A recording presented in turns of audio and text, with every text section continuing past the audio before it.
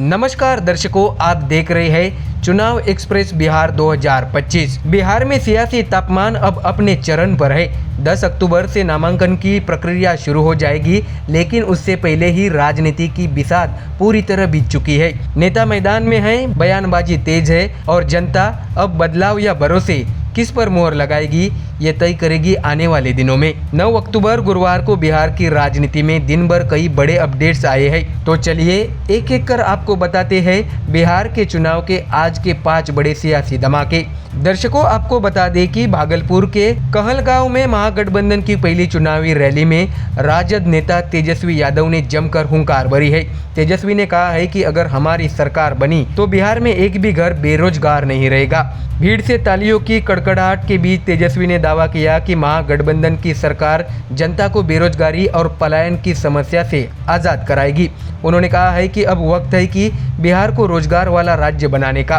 तेजस्वी की ये जनसभा न सिर्फ एक चुनावी सभा थी, बल्कि एक संदेश भी कि इस बार आरजेडी बेरोजगारी को चुनाव का मेन एजेंडा बनाना चाहती है। दर्शकों, खबर में आगे चलते हैं प्रशांत किशोर की पार्टी जनसुराज की ओर।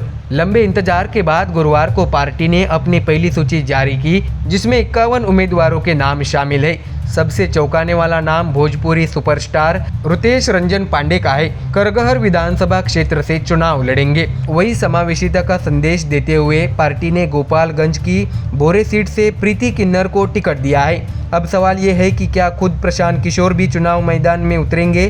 फिलहाल इस पर सस्पेंस कायम है, लेकिन सूत्रों के मुताबिक पीके 11 अक्टूबर को राघोपुर से प्रचार अभियान की शुरुआत करेंगे, जो कि तेजस्वी यादव का गढ़ माना जाता है। यानी इस बार राघोपुर बनने वाला है बिहार की सबसे चर्चित सियासी रणभूमि।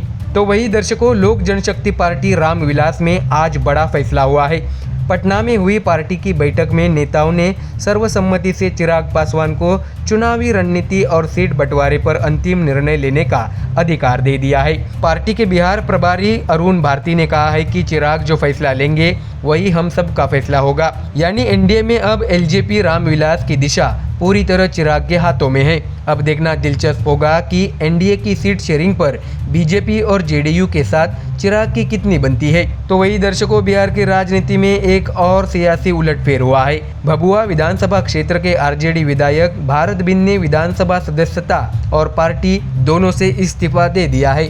भारत बिंद ने ऐलान किया है कि वह आगामी चुनाव बीजेपी के टिकट पर लड़ेंगे। यानी चुनाव से ठीक पहले आरजेडी को बड़ा झटका लगा है और बीजेपी को एक नया चेहरा मिल गया है।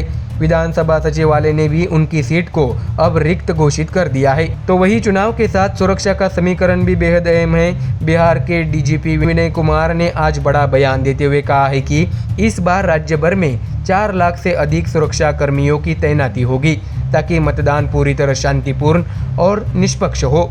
उन्होंने बताया कि इस बार किसी भी मतदान केंद्र को नक्सली खतरे के चलते स्थानांतरित नहीं किया जाएगा, क्योंकि अब नक्सली गतिविधियों में काफी कमी आई है। सुरक्षा बलों को पहली बार हेलीकॉप्टर से नहीं बल्कि सड़क मार्ग से तैनात किया जाएगा। यानी इस बार ऑपरेशन पोलिंग जमीन से ही होगा, हवा से नहीं। तो दर्शकों, बिहार की सियासत अब एकदम गर्म है।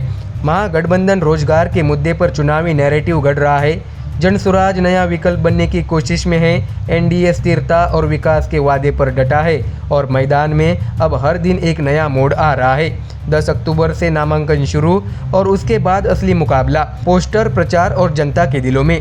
कौन जीतेगा बिहार का दिल, ये तो आने वाले हफ्ते तय करेंगे। तो दर्शकों, ये थी बिहार चुनाव 2025 के आज के सबसे बड़ी अपडेट्स। आप बने रहिए हमारे साथ, क्योंकि हम आपको हर घंटे देंगे सियासत के मैदान से सबसे तेज और सबसे भरोसेमंद खबरें। तो दर्शकों, चुनाव एक्सप्रेस बिहार 2025 के इस सियासी संग्राम में फिलहाल के लिए इतना ही। देश और दुनिया की बाकी और खबरें जानने के लिए जुड़े रहिए हमारे चैनल MDR न्यूज के साथ। धन्यवाद।